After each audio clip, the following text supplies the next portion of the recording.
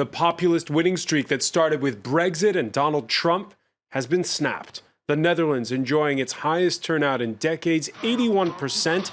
And even though he lost seats, incumbent center-right Prime Minister Mark Rutte, the big winner, as he chastised what he called the wrong kind of populism. That's a dig at far-right leader Geert Wilders, who, even though he faded slightly in the polls, still managed to gain seats. Wilders losing the election, but did he in fact win the argument? What with other parties toughening their stances during the campaign, particularly as the row with Turkey's president escalated during the final days. 5 weeks before the French start picking their president, we're going to be drawing lessons from a general election that served up plenty of winners, plenty of losers. Some of this is specifically Dutch. Our panel will tell us what is universal in what just happened in the small nation of 17 million that, well, invented globalization back in the 17th century. Today in the France 24 debate, we're looking at the fallout from the Dutch elections. With us from Amsterdam, Mariette Schaake, member of the European Parliament for the D66 party. I guess we could call you one of the winners since you picked up quite a few seats. You're, up to 19 now in Parliament? Yes, absolutely. We had the best results in almost 25 years. So it's a good day for us. And it really shows that a constructive story, open-minded, open society, open economy agenda can really win, even in today's Europe. And I think that's really reason to celebrate. All right, congratulations to you. Stefan de Vries, Paris correspondent for RTL4. Welcome back to the show, sir. Thank you. Welcome back as well to Émeric Merlot, National Front Regional Councillor for the Loire Valley region. Nice to see you. Yes. Famke Kram-Müller, Head of Political Intelligence and Politics at Public Policy Consultants Open Cities. That's how you say it, right? Yes. Oh, thank you for being with us here in the France 24 debate. I should say you're half German, half Dutch. Right. Okay, thanks for being with us, the France 24 debate. On Facebook and Twitter, the hashtag F24debate. Rutte is not rid of me yet. The tweet from Geert Wilders after a night that saw him rise to second place in Parliament. More seats than 5 years ago. Fewer than a decade ago. There you see his PVV party there. It gets 20 seats in the upcoming Parliament. Rutte's clear win makes it easier or harder to build a coalition, what with a splintering of the votes. As you can see, Shirley Sitbon has more. Geert Wilders may deny, but Wednesday's general election is being seen as a blow for him and his party. How would you explain this disappointing result? You expected more. We're one of the winners, so I don't agree with your opinion that this is disappointing for us. Wilders' Party for Freedom did win new seats in Parliament and is one of the Netherlands' leading parties after Wednesday's vote. But with about 13% of Parliament seats, it can't form a coalition. It remains in opposition. Wilders has said he is ready to cooperate with the new Dutch government if asked. Meanwhile, Prime Minister Rutte's ruling party lost about a quarter of its seats, but emerged as the leading party. This is an evening in which the Netherlands, after Brexit and after the American elections, said stop to the wrong kind of populism. Results in the Netherlands were seen as an indicator of what other populist parties could achieve in upcoming elections in France and Germany. Stefan de Vries, you heard Mark Rutte talk about the wrong kind of populism. Yeah. What's the right kind of populism? Well, I've been thinking about it almost all day, and a lot of people have, because it's a strange remark. But I think what he means is that basically the pro-European voices, the pro-globalization voices, they should speak out louder and maybe even use the tactics used by the so-called populists and become maybe a little bit more emotional and less rational. That's the only explanation I can give, but I think that's what he meant. You think that's yeah. What he meant? Famke Kram-Müller, how do you interpret those remarks? I was just thinking about that too, and I thought maybe part of it is trying to justify the fact that he actually in his campaign moved somewhat to the right and became quite populist on some of the things that he said and did. So it sounded to me like a justification of how he campaigned. For instance, what did he do? So he, for instance, published a letter in newspapers all over the Netherlands, a letter that was relatively clear about how he thought immigrants in the country had to behave. He said, integrate or leave, or accept our values or leave. It's pretty populist. Marietta Schaake, is that what do you think of that letter, and can your party still do a deal with Rutte? Well, broadly speaking, we've seen the Prime Minister and his party, but also the Christian Democrats increasingly move towards Geert Wilders and his PVV group to challenge them. And I think that's been very disappointing. And I would argue that the success of D66, the party I belong to, as well as the Greens, who have not compromised on their message, shows that there is another way, that you don't have to move towards the populist, nationalist, far right to challenge them. And I'm very happy that we've shown that there is a way to stay true to your principles and win. And I really hope that the Prime Minister, or the leader of the VVD as he is now, will also keep that in mind and will actually find some inspiration in that, because we need leadership towards a stronger Europe, and the Netherlands has to take a leading role in that as well. All right, we'll talk about coalition building more in a moment, but first let me ask you, Aymeric Merlot, your reaction to the fact that, well, that populist winning streak has been stopped. Well, I think it's a bit maybe early to say if it stops or not, because you have elections that will happen in a lot of countries in Europe this year. But to be honest, he actually won some seats. So it's not that bad. I mean, obviously, you could expect maybe to be the first. It's not going to be the first. But do you interpret that high turnout, 81%, as people being energized to vote against the far right?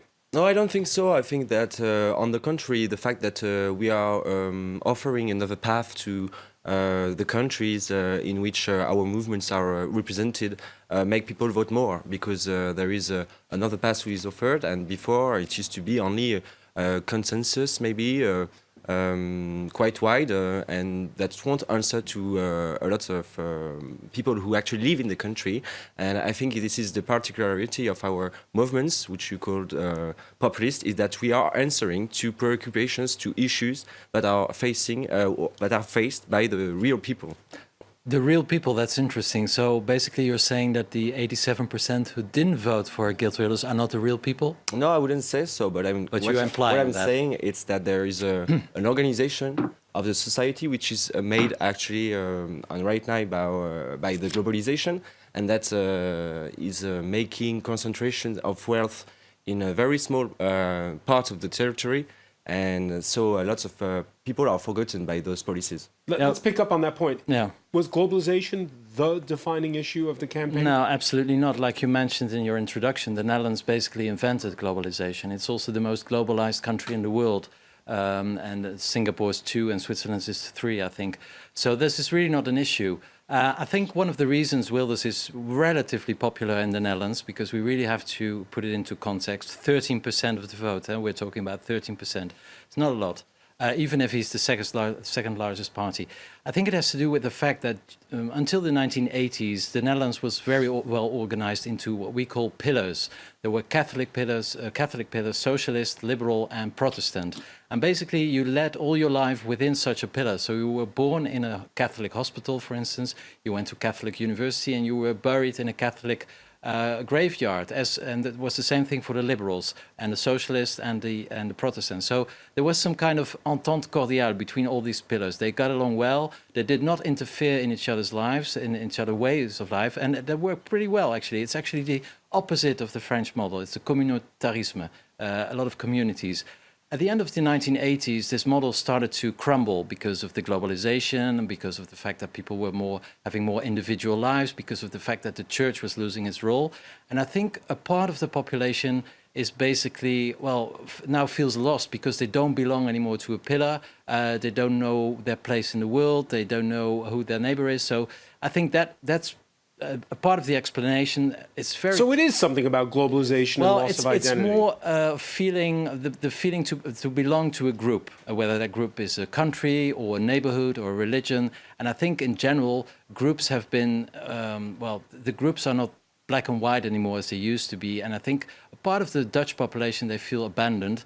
But the economical argument for the Netherlands is not valid, because it's one of the richest countries in the world.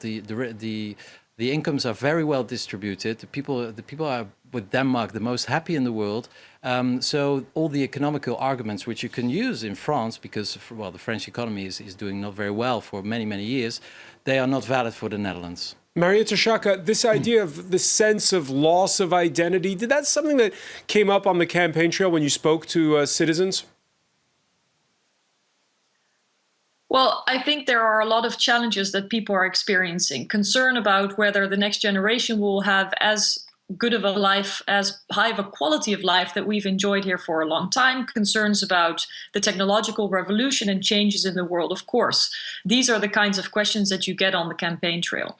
And it is not that difficult to point out to where the problems lie, but the road splits if it comes to the question of who is going to find the solutions. And that, I think, is where the promise of Mr. Wilders and other parties in the nationalist camp who have been screaming towards the establishment for its failures have also run into a problem now because they are not able to present better alternatives or take responsibility.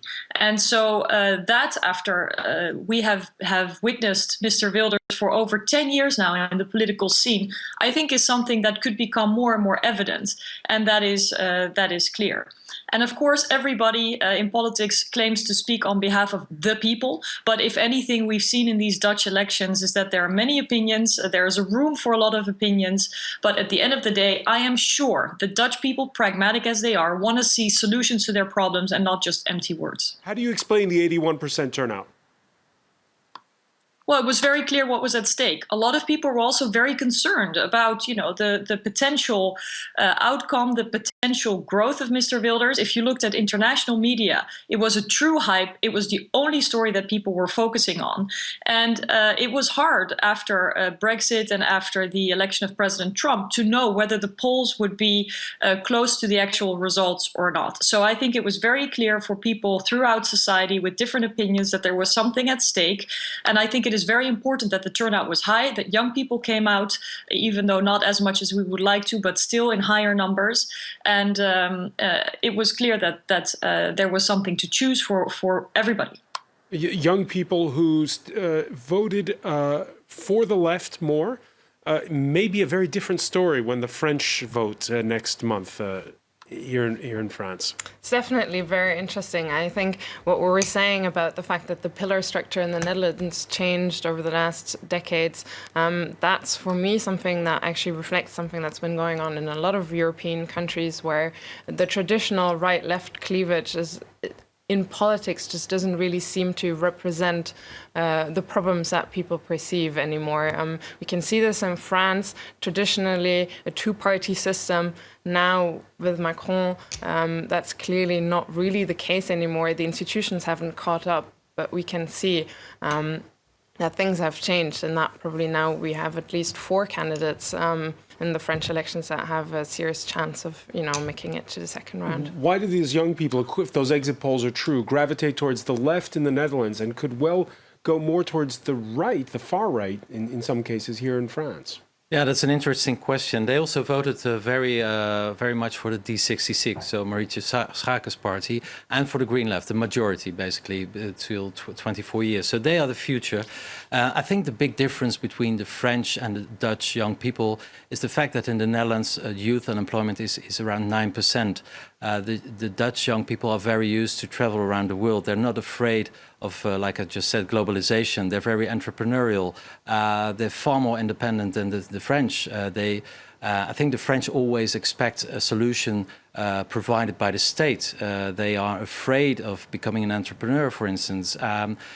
So there's more fear for the world in France, I think, than is the case in the Netherlands. This could explain the fact that they are, voting more for a more optimistic rhetoric instead of parties who say, well, we're going to go back to the past and we will give you back your country. Aymeric Merlot? Well, I can't accept to hear that the French young people are afraid of globalization. They're not. But the truth is that our country is also bigger. So it's harder to have or to manage policies that actually go to everybody in the country. It's true that in the Netherlands it's much more globalized because it's smaller. You can go easily to Germany, etc., etc. When you live in the center of France, when you don't have any airports, when you don't have any rail station or whatsoever, what do? We don't offer to them and actually a future in this globalization economy. So this is the reason why actually we are very strong about young people, and also because the young people are facing new issues in France, and I think the Front National is answering to them. You think the Front National is the answer to them? It's going to be a different election in France, something we'll talk about in part 2 of the discussion.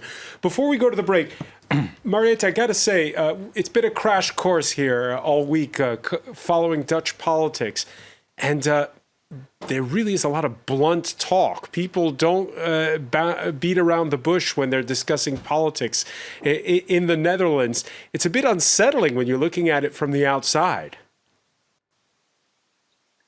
Well, I hope not. I mean, Dutch people are known to be fairly straightforward, but I think there is a big division not only between conservative and progressive, between open and closed, but also between those who are seeking a constructive approach, to which my party belongs, are looking for decency and a civilized, information-based, fact-based approach to political agendas, or those who are just using very heavy words and are stirring fear and exploiting fear, which I think is really not what we need in these days. There are plenty of uncertainties in our societies. They must not be exploited, but they must be addressed with real solutions.